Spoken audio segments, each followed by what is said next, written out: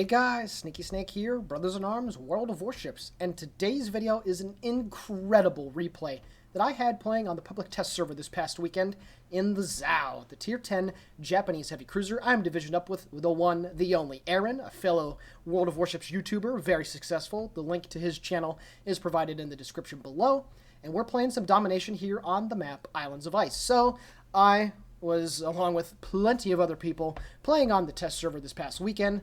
Patch 0.6 will be coming out sometime in the near future, and with it brings a whole host of captain skill changes, rearrangements, and the like, and basically it's just trying to make the game more diverse with the builds that you can do. So I was on there as well as a lot of other people, including Notser. I was able to play a couple games with him too, and I played about 7 or 8 games with Aerroon as well, and this certainly was the highlight of the evening. And I don't actually have a Zao on my regular account. I'm at the Mogami, and I'm using the 155mm guns, and quite frankly, I do enjoy it.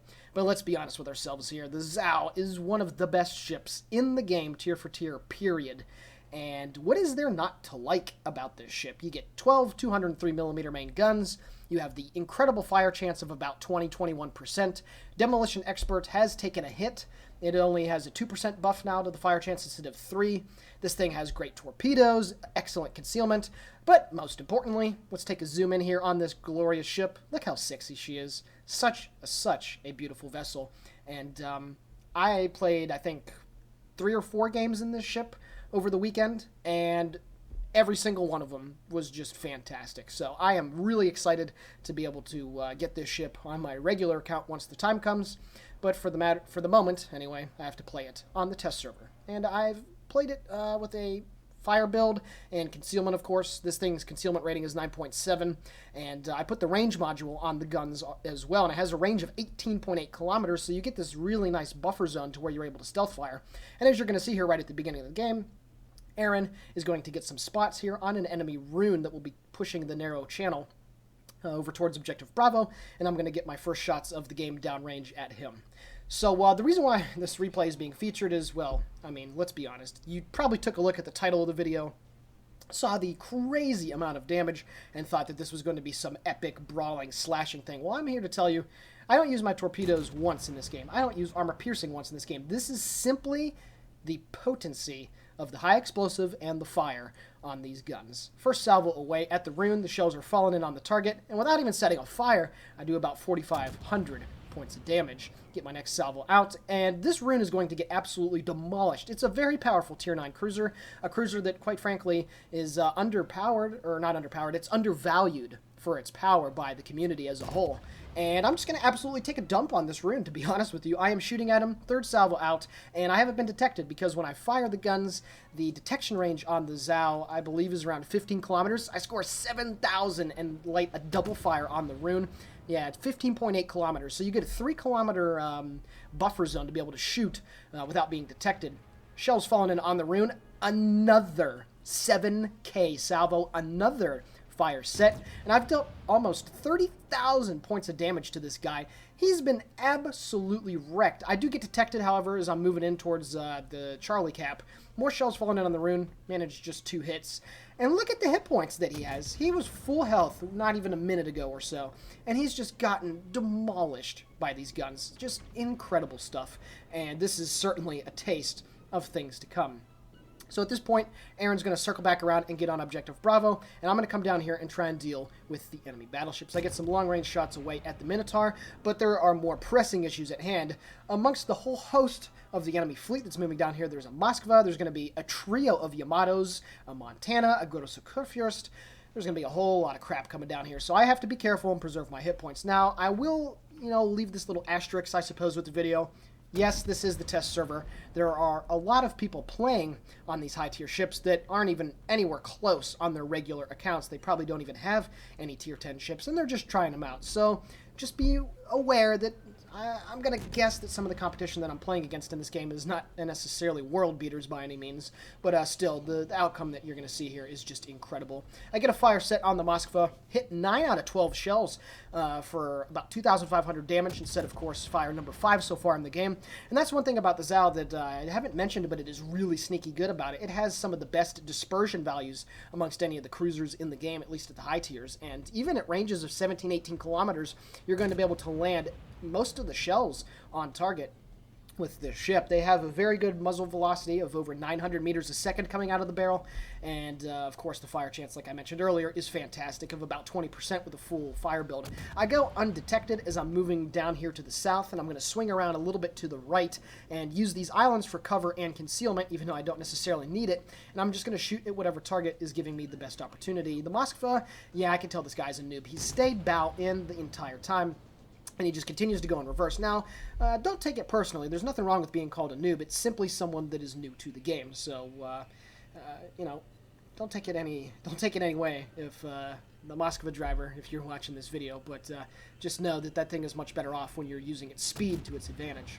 So I'm already up to 72,000 points of damage just over 5 minutes into the game, and obviously the majority of that has been on the rune, but still some pretty sweet stuff here. The reload on the Zao is rather long. It is just over 13 seconds if you don't have the faster rate of fire equipment piece, but I highly suggest using the range, because this thing, like I said, is one of the best ships in the game, if not the best, at being able to deliver you know, very heavy high explosive salvos and fires, as I set 2 on the Moskva with that one, at very long ranges. So you really shouldn't be closing the distance in the Zao to begin with, but if you do, you have the torpedoes to help you out. So honestly, this thing just has so many tools that it's able to use that it's just, in my opinion, the best cruiser in the game at tier 10.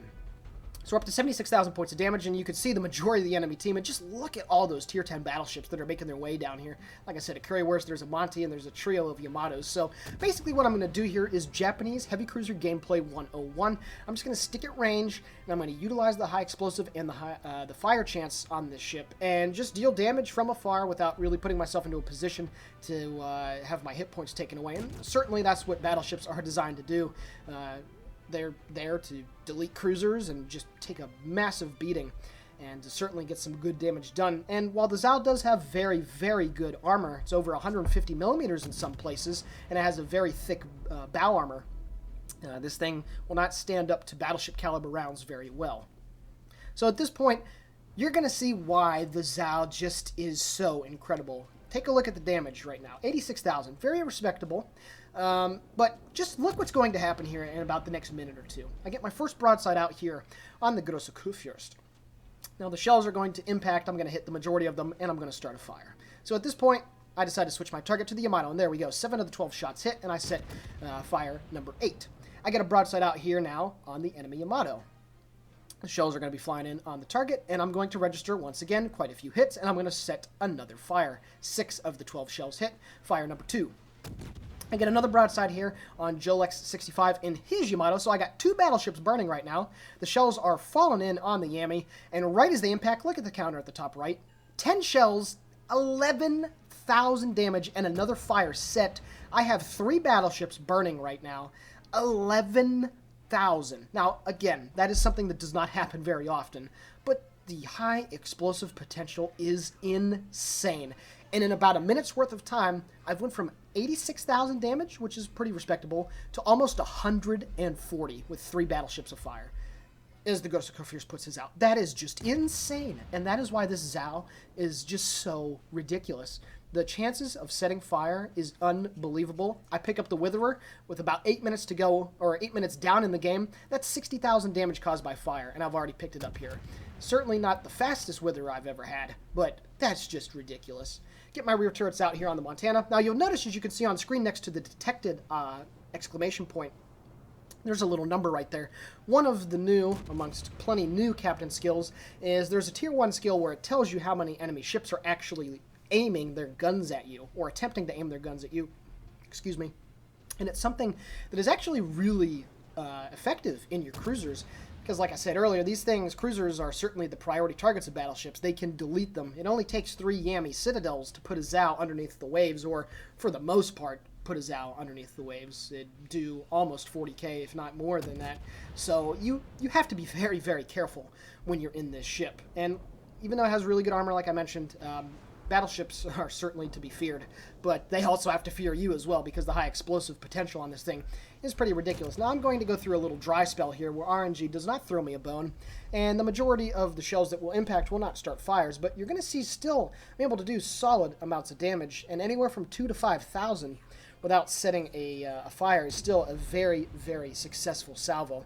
So at this point, 443 to 348 is the score. Aerroon has moved down from Objective Bravo to C. However, the Zao is a little uncomfortably close to him, so he asks if I'm able to get some shots here on this Japanese cruiser, and I oblige. I get another broadside out here on the Zao. He's got about 16,000 hit points left.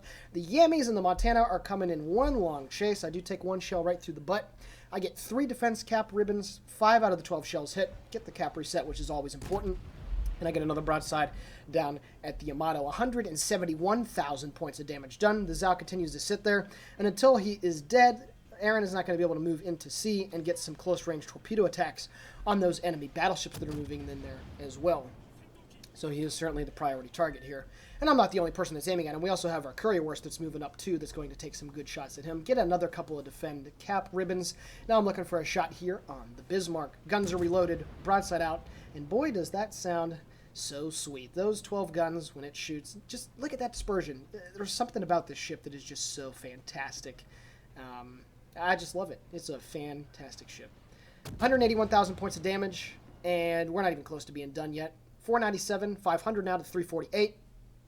And I finally made the distance great enough between the ships that are behind me to where I'm able to shoot Invisifire once again. I do get detected for a split second by the enemy aircraft, but then again, I'm going to continue to go in and out of detection. And, well, not right here, of course, because as soon as I mention, there we go, I go out of detection. Keep going in and out, and the fire and the HE shells continue to go down towards those enemy battleships. So the bad spell of RNG is about to go out, and I will start to set some more fires, and the damage is going to go to more incredible levels. 3,300 damage there on the Yamato. 8 out of the 12 shells hit. Very, very solid stuff. Now, one of the Yammies is moving in towards Objective Charlie. So I still got to be looking around and be paying attention. I pick up the Confederate up to 194,000 points of damage as I get another broadside out on the Yamato. Like I said, one of the Yammies is moving in towards Objective Charlie, so there he is. He's at 18.4 kilometers away, and he's going to continue to move in there. 5,000 damage done on the Yamato without even setting a fire. I just barely cracked 200k on the damage counter. And we still got 8 minutes 24 seconds left, so there's still plenty more time to farm some damage. And here we go. The fire finally comes back. 1,600 damage only, but I set fire number 13. Another broadside there on the Yamato. And like I said, this is Japanese Cruiser Gameplay 101. Staying at range, shooting high explosive, dodging shells. The Zao and all the other Japanese cruisers have very good rudder shift times. I think it's below 7 seconds to go full port or full starboard. So you're easily able to dodge shells. And once again, I noticed that the Yamato that was moving in there, so I'm going to turn to starboard just ever so slightly, and only one of his shells is going to hit me. If I would have continued on straight, I probably would have taken 2 or 3. It does do about 6,000 points of damage, but I'm no worse for the wear. I still got the majority of my hit points left, and I still got those fires burning on the battleships. The shell's falling in on yet another Yamato that's moved now into Charlie. There we go, get a fire on the bow. Looking to try to set yet another one.